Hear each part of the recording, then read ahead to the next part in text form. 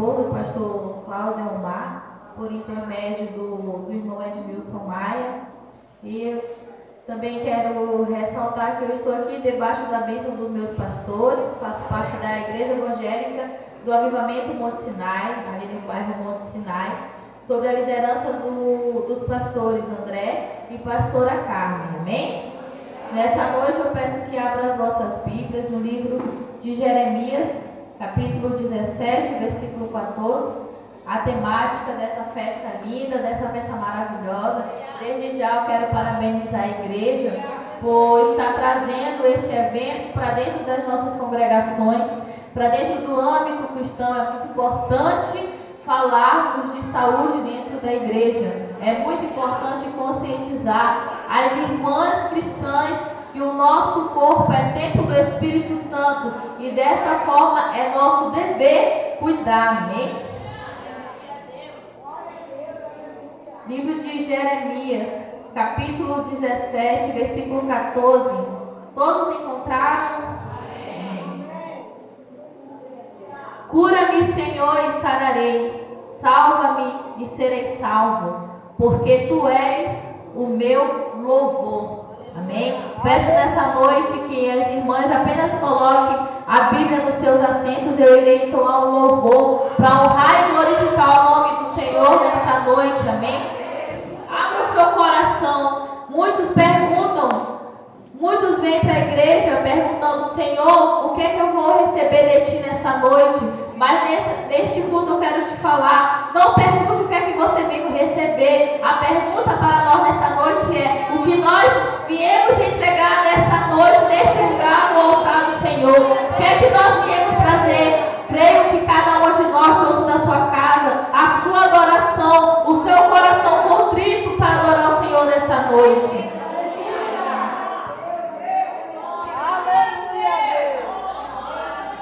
Aleluia. Glória a Deus.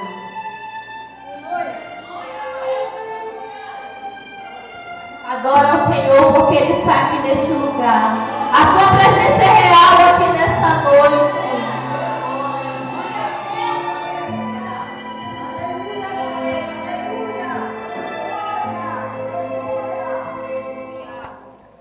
Eu quero mergulhar nos rios do Espírito e entrar na dimensão do sobrenatural.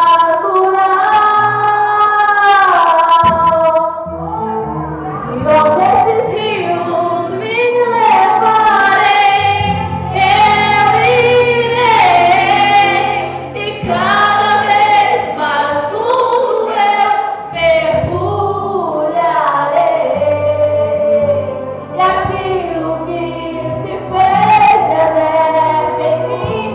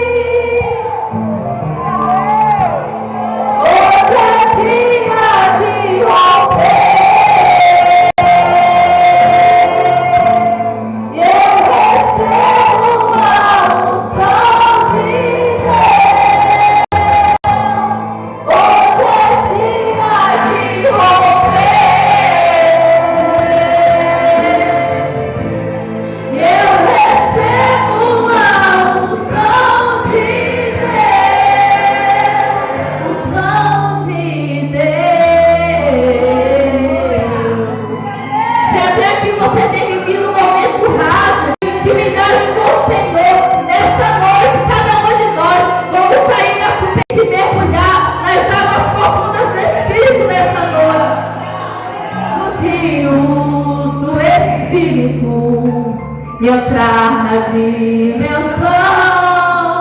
do sobrenatural.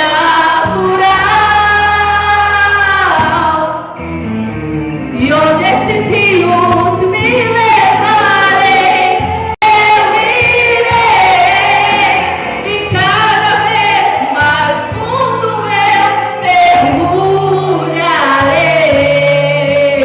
E aquilo que se fez deserto em mim florescerá, e a terra seca em mim se faz manancial, e os poços e os vales dentro do meu coração, cheios de águas vivas, para sempre serão.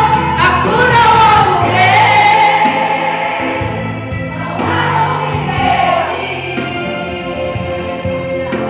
os rios do Espírito estão passando por aqui, a nuvem da unção repousa sobre nós.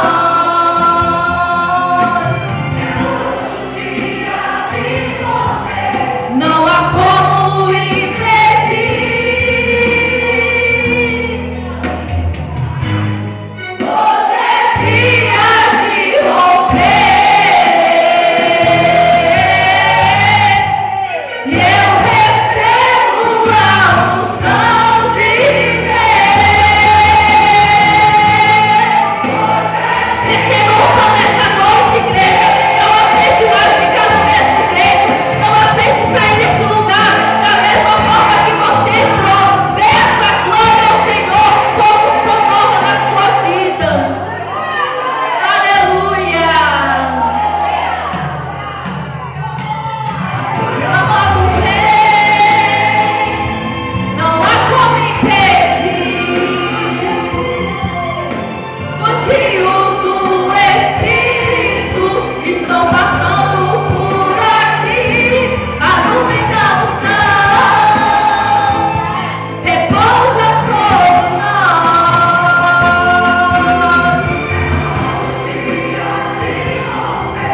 Não há como impedir. Aleluia.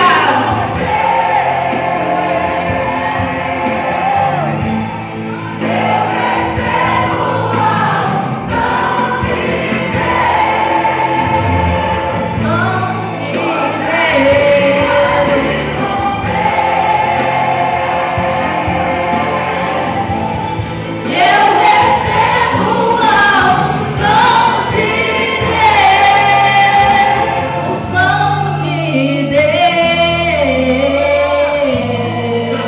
de Deus. Aleluia.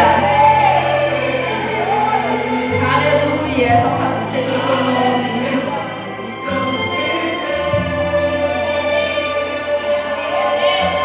Aleluia. Que a igreja se assente exaltando, glorificando o nome do Senhor, porque Ele se faz presente aqui nessa noite, amém?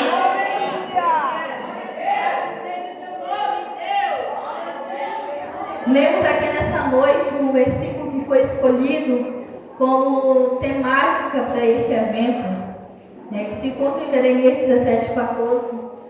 E vamos começar falando sobre quem foi o profeta Jeremias. O profeta Jeremias, ele teve a sua atuação ministerial nas vésperas do exílio. Inclusive, ele foi usado por Deus para profetizar e não somente profetizar, mas vivenciou as próprias profecias por ele proferidas através da presença do Espírito de Deus. O capítulo 17 é composto por uma profecia de condenação a Judá, tendo em vista que o reino de Israel, logo depois da morte de Salomão, ele ficou nos reinos dividido e Jeremias atuava em Judá, que tinha como sua capital a cidade de Jerusalém. E essa cidade, no decorrer dos anos se sucedeu muitas práticas pecaminosas diante do Senhor. Pecados atrás de pecados, as gerações iam se passando, e quanto mais as gerações se passavam, mais eles se afastavam da presença de Deus, e os pecados eles iam aumentando naquele lugar. E por isso que no capítulo 17, quando você lê ele todo, ele é uma passagem de condenação. Entretanto, mesmo em meio a uma profecia condenatória, o profeta Jeremias, ele clama ao Senhor, pedindo a sua misericórdia, pedindo clemência. Por isso que ele diz: cura-me, Senhor, e sararei. Nessa noite, o tema que o Senhor falou ao meu coração é um tema que ele é em hebraico, que é Yahweh Rafa, ou Jeová Rafa, que é o Deus que cura. Existem muitos atributos que o Senhor ele possui, mas nessa noite nós vamos falar sobre o atributo de Yahweh Rafa, o Deus que cura. O que está manifesto aqui neste versículo de Jeremias, ele está embasado de uma promessa feita ao povo de Israel lá atrás, lá em Êxodo capítulo 15, versículo 26, quando o povo ele saiu do Egito, atravessou o Mar Vermelho, logo após a travessia do Mar Vermelho, houve aquela festa, houve aquele momento de adoração, glorificação ao Eterno, e ali o Senhor, ele fez uma promessa ao seu povo, que era o seguinte: que se o seu povo atendesse a sua voz, e fazendo o que era reto e justo diante dos seus olhos, nenhuma das enfermidades lançadas sobre os egípcios estaria sobre ele, porque o eu sou da sarça, sou o Senhor que te cura. Porque o eu sou da sarça é o Senhor que te cura. E aquela promessa feita ao povo de Israel há mais ou menos há 4, 5 mil anos atrás, é o mesmo Deus que está aqui nessa noite. Essa promessa transgeracional está aqui, viva em nosso meio. Ela se faz presente aqui nessa noite, porque o mesmo poder que emana dessa palavra dita a Moisés é o mesmo poder que emana sobre a minha vida, sobre a sua vida, sobre a vida da nossa família, sobre a vida da nossa casa. Muitos livros, eles são temporais. A palavra do homem e da mulher, ela é uma palavra temporal. O que isso quer dizer? A gente não se pode confiar na palavra de ninguém, porque eu posso falhar, a pastora pode falhar, todos podem falhar com a nossa promessa, mas tem um que não falha, e ele se chama Jeová Rafa. O que ele fala está de pé, não importa quanto tempo passa, não importa se há um dia ele falou, ou se há mais ou menos 5 mil anos, essa promessa está de pé, porque ela é viva. A palavra do Senhor é viva e eficaz. Essa palavra ela é tão viva que ela muda decretos. Ela muda decretos feitos sobre o homem. Quando nós lemos algumas passagens, nós nos deparamos com a história do rei Ezequias, uma história muito conhecida. Ele estava com uma sentença de que ele iria morrer de uma enfermidade. Entretanto, ele tomou uma atitude. E qual foi a atitude que ele tomou? Uma atitude muito simples. Uma atitude que eu posso dizer que até não custa nada. Mas ela é uma atitude que ela muda decretos, muda cenário. E qual é essa atitude? Ele se virou o rosto para a parede, se ajoelhou e levantou um clamor ao Senhor. E através desse simples gesto de se virar para a parede e dobrar os joelhos, o decreto sobre a vida dele de morte foi transformado em um decreto de 15 anos de vida. E esse é o poder da oração. O poder da oração feito é feito para Jeová Rafa, o Deus que cura, o Deus que tem poder de transformar qualquer decreto, porque a última palavra é a dele. Nós não temos poder, nós não temos autoridade para determinar nada, mas pela palavra dele, aquilo que nem existe é trago à existência. A cura que não existe, ela é efetuada pelo poder que há na palavra, nas escrituras. Doenças que tem um histórico que diz assim: não, toda pessoa que foi diagnosticada dessa doença, ela veio a falecer. Mas se for um cristão, ele é vivo para contar o seu testemunho. Ele vive para ser o primeiro caso da ciência a ser estudado, porque os médicos ficam se perguntando: mas como? Até agora a gente procurou, a gente pesquisou, a gente fez isso, a gente fez aquilo e não aconteceu nada. E como é que uma pessoa que muitas vezes nem estudo medicinal tem, ele aparece aqui mesmo de um consultório com um exame zerado? Como?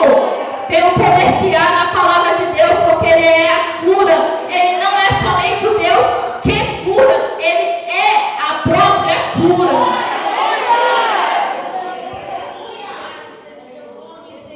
Ele é o tratamento, ele é o medicamento, ele é o remédio, ele é o sangue. Muitas pessoas têm enfermidades que são no sangue, e essas são as mais graves. Mas não se esqueça que no sangue de Jesus há todo o poder.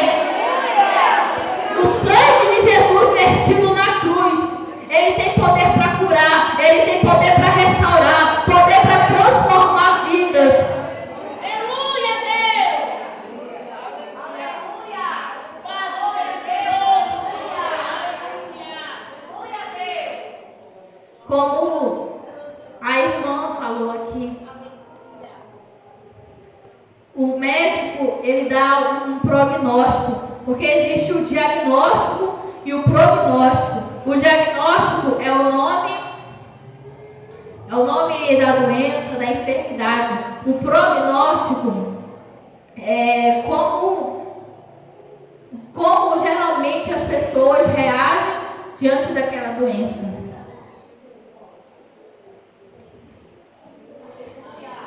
E prognósticos, eles são mudados. Diagnósticos, eles são mudados. Aproveitando aqui o tema da mensagem, vou aqui expor o meu testemunho, porque uma coisa que eu aprendi é que a gente tem que pregar aquilo que a gente vive. E se nós estamos falando sobre cura, sobre o poder de Deus, eu também vou dar o meu testemunho nessa noite. Eu nasci com um cordão umbilical enforcando o meu pescoço, consequentemente por falta de oxigenação cerebral. E vocês sabem que uma pessoa sem oxigênio, ela dá imediatamente uma falência. E eu nasci identificada ali como Nath morto. Entretanto, eu fui encaminhada direto, ali para a sala de ressurreição e fui colocada numa incubadora por 7 dias. E depois desses 7 dias eu vim para casa, minha mãe me levou para casa, e o médico ele falou para minha mãe o seguinte: que eu não seria uma pessoa, eu não ia me desenvolver de uma maneira normal, que eu iria ser uma pessoa que ia passar o resto da vida dependendo dos outros para tudo. Eu não ia ter condições de ter uma independência. E ali a minha mãe veio para casa, eu nasci em um lar cristão, e ali a minha família começou a buscar, a orar. Ainda na infância cheguei a ter muitas convulsões. E quando chegou o tempo de eu falar, eu não conseguia emitir sons. E eu fui diagnosticada com um problema nas minhas cordas vocais. E o que se caracterizou como ser muda. Existe uma diferença entre ser muda e ser surda. Geralmente, quem não fala é quem não ouve. No meu caso, é bem raro, porque eu escutava, mas eu não conseguia falar. Então, as pessoas me perguntavam, e ali com o convívio familiar, eu fui desenvolvendo gestos para estar me comunicando com a minha família. E ali, a minha mãe, ela fez uma oração ao Senhor, que se fosse para Deus Ele dar uma vida, uma filha imperfeita para ela, que o Senhor, Ele me levasse. Mas eu quero te dizer uma coisa nessa noite. Eu não sei se você já pensou em abandonar tudo. Se na sua situação, você já pensou em, como no popular a gente chama, eu vou jogar tudo pro alto. Não jogue tudo pro alto, não. Jogue tudo no altar, porque quando você coloca o seu problema no altar, pode ter certeza que você não vai ficar sem resposta.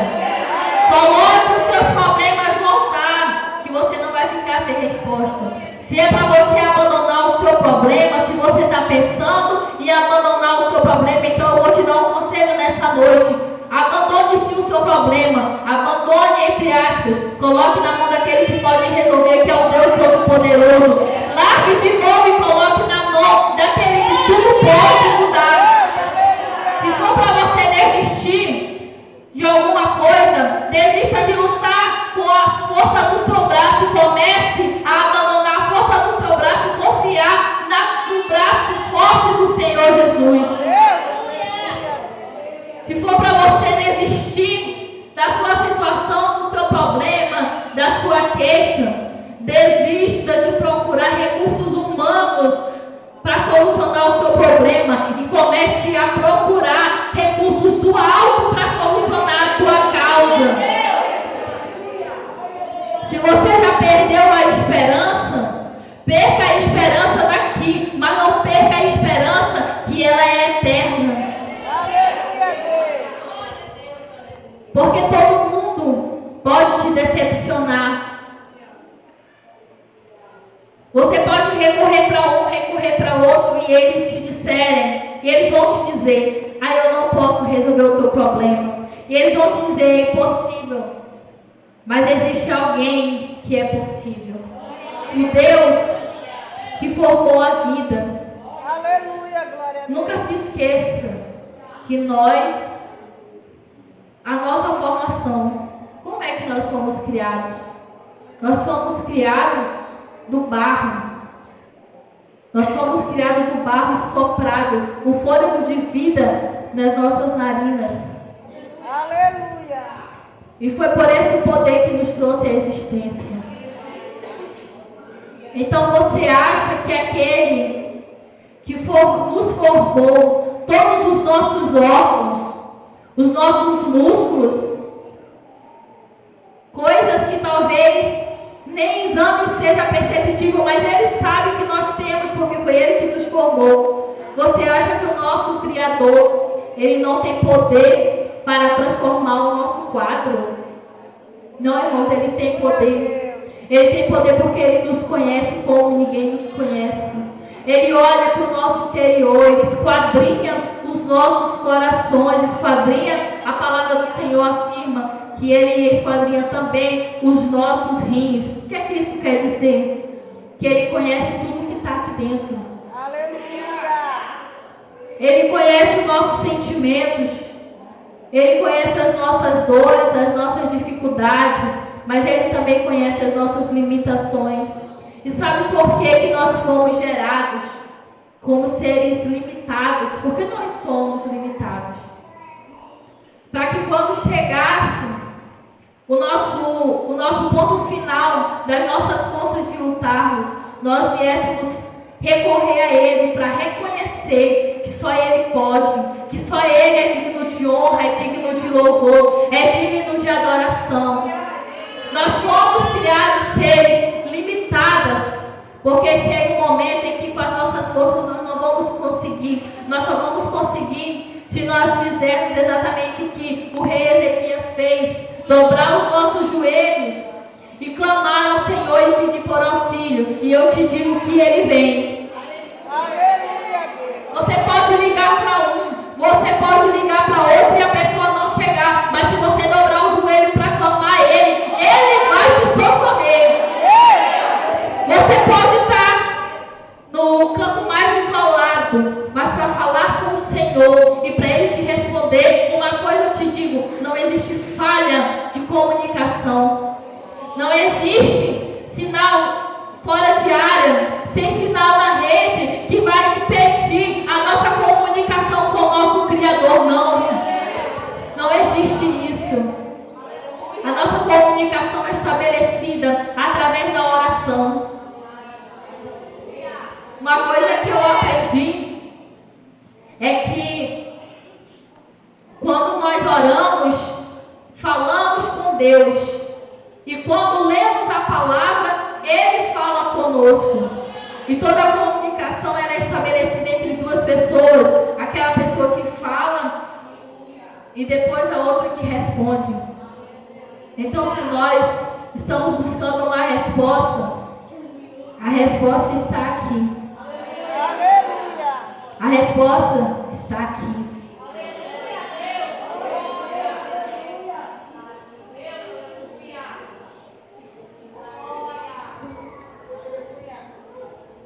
Para finalizar, e já é para finalização nessa noite, já é 15 para as 9. A pastora disse que tinha horário. Aleluia, Deus.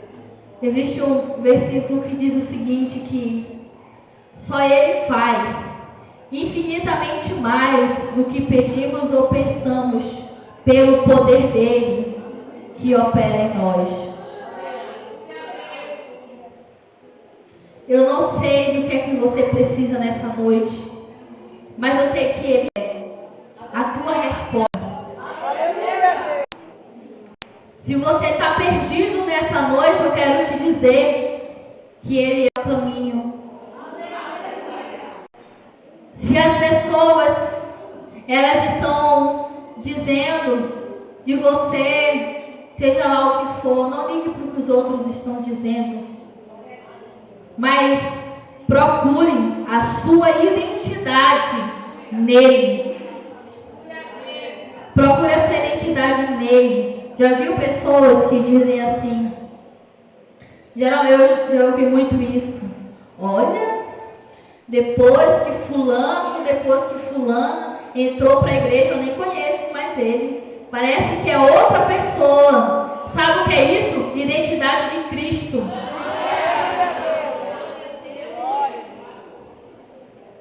Se você está se sentindo cansado nessa noite, com a alma cansada, eu quero te dizer que Ele é a água viva.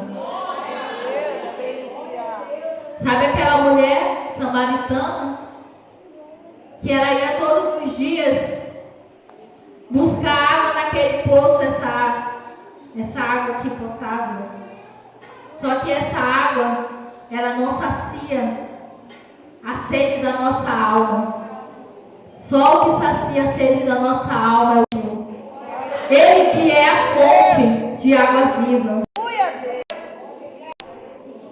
Esse mesmo Deus, Ele é também a pedra rejeitada, que se tornou a pedra angular. O que é que isso quer dizer?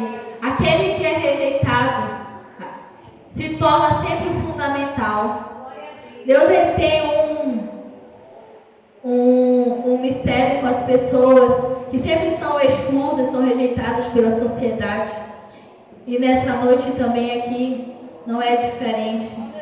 Eu vim aqui te dizer que se o médico ele também rejeita aquele diagnóstico dizendo que para você não tem jeito, eu quero dizer que para Deus tem jeito. Se o homem está te rejeitando, saiba que essa rejeição do diagnóstico humano vai ser angular, quer dizer, vai ser o principal, para o nome do Senhor ser honrado, para o nome do Senhor ser glorificado. Aquilo que o homem está desprezando, é isso que vai ser a pedra fundamental para engrandecer o nome do Senhor aqui nessa terra.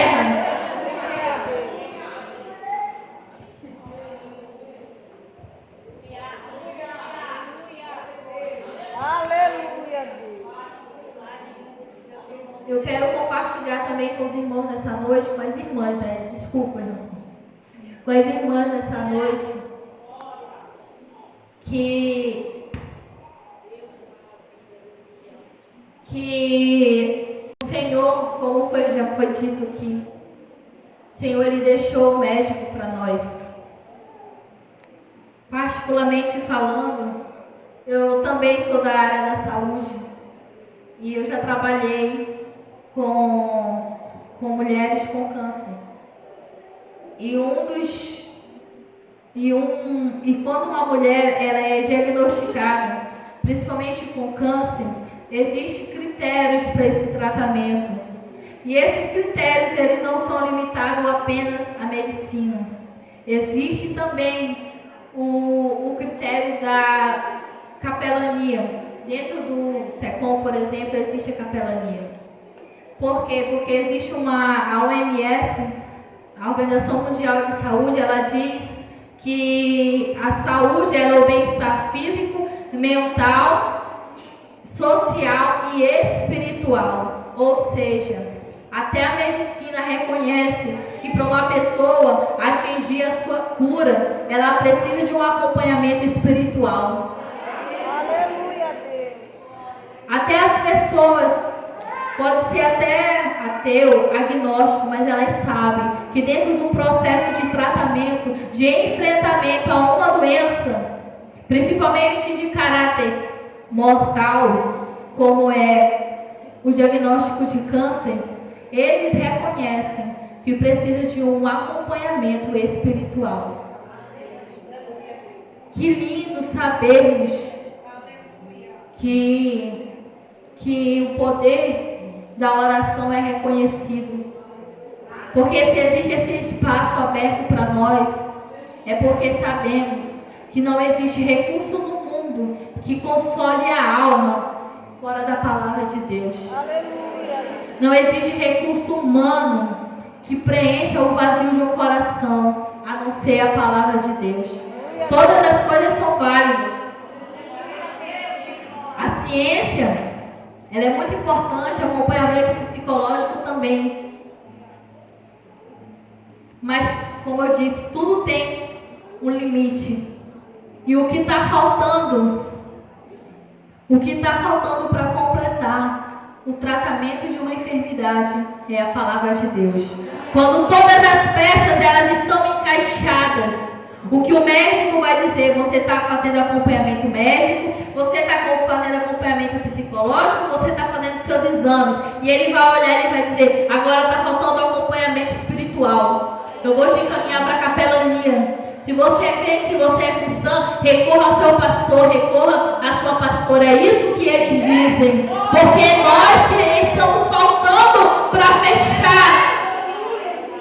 É a palavra de Deus que fica faltando para fechar o tratamento de uma enfermidade. Mas eu quero te dizer que essa falta não é a falta, mas é o principal, porque é a cura. Porque dela que provém a cura.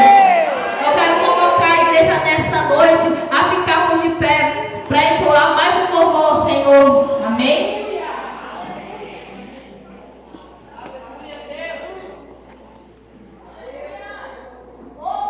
Aleluia. Aleluia.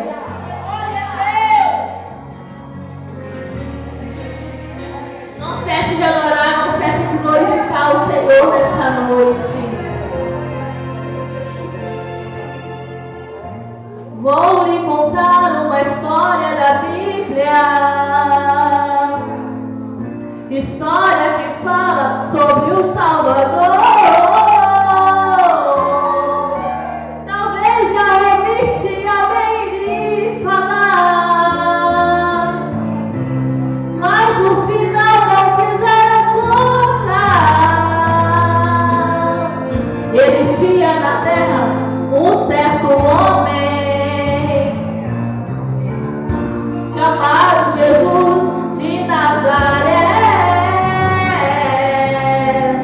Fazia